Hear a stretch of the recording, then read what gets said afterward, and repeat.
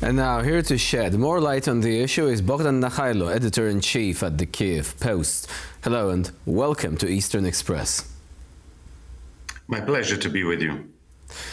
So the focus today is on the Sumy region of Ukraine. How determined do you think are the Russians to either try and take the region or at least to inflict major damage upon its population? I think that they're determined to take as much land as possible, because what we're seeing is not just limited to the Sumy region, but in the Dnipropetrovsk region, Zaporizhia regions. There's a feeling that the Russians, the Kremlin, sense that somewhere down the road they will be forced to temporarily at least agree to a ceasefire or some kind of suspended war situation. And so the effort is to grab as much as they can and hold on to it, to inflict terror on Ukrainian cities, in the meantime to try and weaken the resolve of the Ukrainian population to fight back, and to show the West that really with America under Trump not pulling its weight, not supporting Ukraine as it should, that Ukraine is effectively a hopeless cause, and therefore don't waste your money on weapons, financial support, etc. And this is a valid point that I hope we will explore further when it comes to the amount of aid that is being provided. But before we do, does Russia have the capacity to actually fulfill the demands which are apparently being made of its commanders and its servicemen, suggesting that Russia would like to take up as much as half of Ukrainian territory by 2026? Now, this could be wishful thinking on Putin's part. But could it happen realistically? Are we rather looking at a more limited series of incursions?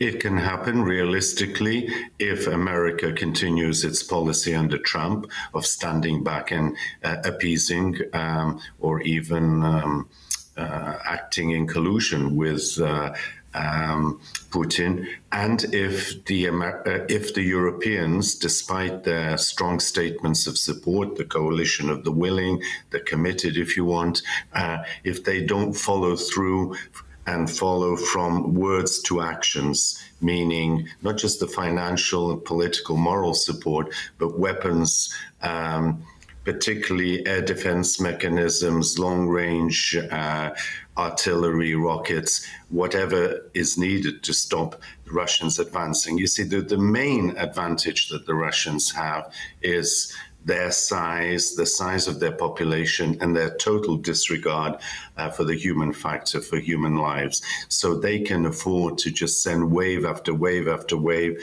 of men who die, who perish, who are made invalids without really looking back and giving it a second thought. The Ukrainians can't afford that, and also their weaponry is limited in terms of what they can produce. They're producing a lot of drones, for example, but they are dependent on Western support to keep their weapons flow, munitions flow going enough to sustain their defense. So what is the biggest problem right now when it comes to European support? It has been pointed out, for example, that while Europe is actually providing military support to Ukraine as well as financial aid, it is regrettably also indirectly financing the Russian war machine through purchases of Russian natural resources, which regrettably still continue. That's very true. It's a very good point. I mean, the European countries should impose a much stricter embargo on the use of Russian energy sources, particularly oil, and also use the assets that they've frozen, seized, if you want, from the Russians as a means of supporting Ukraine's war effort on behalf of Europe, because Ukraine is fighting not only for its own survival, but to keep the Russians out of advancing further into Europe. So do you think that statements, which you can often see among commentators, that NATO member states have become involved in helping Israel fight off ballistic missiles and drones launched from Iran. That if NATO countries did the same for the Ukrainian airspace, this would have been a game changer, but they don't want to. Do you think these accusations are justified given the situation? And is it something that should be considered? Ukraine has been calling for this sort of thing from the very start, but these calls have fallen on deaf ears throughout the more than 3 years of war so far. No, I absolutely agree with you. I think that, double standards have been applied, particularly by the States, but in the past by some of America's allies and Israel's allies. They have responded to close the skies over Israel in the past from offshore, including Britain and others. But they haven't done the same really, or at least openly, with regard to Ukraine. Even this night, and as we speak on Tuesday morning, there's been a terrible, terrible all-night attack, non-stop. I think the worst that I've experienced here and my staff. It was not just the sirens going, it was the explosions, the thuds, the sound of drones overhead. This is going on at a time when, international attention is again diverted to the Middle East, to the Iran-Israeli conflict, war show in effect. And many people in the outside world, the majority probably forget that there is a war going on, that Ukraine is constantly, every day, under this kind of fire that Israel is experiencing at this moment, that Iran's experiencing. We've been going through this at least for the last 3.5 years of the all-out Russian war, but for over 10 years, given Russia's seizure of Crimea and eastern Ukraine. So, there are double standards, and if at least the skies were closed with the weaponry needed and not diverted, as America has just done, diverted its air defenses to the Middle East, ostensibly to protect American lives. Ironically, an American was killed this very night in Kyiv, an American, and 5 Ukrainians have been killed in Tel Aviv by the Iranian drones hitting Israel. So it's all interconnected. Remember that Iran is an ally of Russia, providing it with the drones, the Shaheds that are hitting Ukraine every single day, and Moscow is a firm backer of Iran. It's not just Ukraine in isolation. This is a much more complex international situation, but the linkages are not always apparent to those who should know better. So it is actually important to point this out, right? That, this war has been raging on for years, and these attacks are unfortunately the daily reality of average Ukrainians.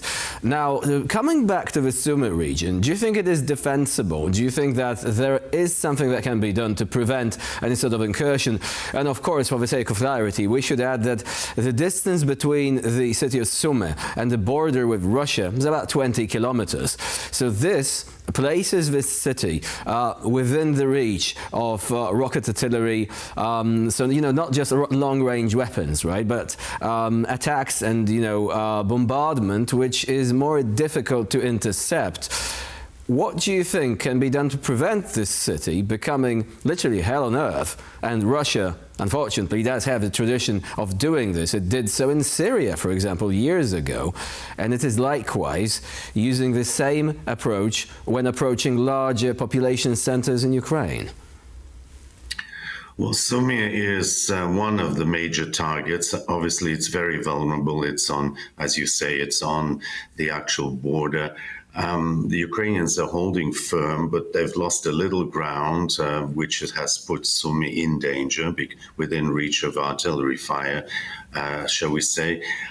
For the moment, I think the Ukrainians will manage to keep the Russians out. But as I said at the outset, it depends on what sort of help they can rely on from the outside in terms of weaponry, not boots on the ground, and also redeploying their forces. The other point I made earlier on is that we are witnessing a full frontal assault by the Russians. It's not just Sumy. There's just to the south there's Kharkiv. There's very strong bombardment going on Kharkiv. The Russians, I think, at the outset of the war, had planned to take not only Kyiv but certainly Kharkiv and Sumy. Kharkiv for them was a kind of symbol because it's the second largest city in Ukraine, was largely Russian-speaking, and they felt that it was theirs to take.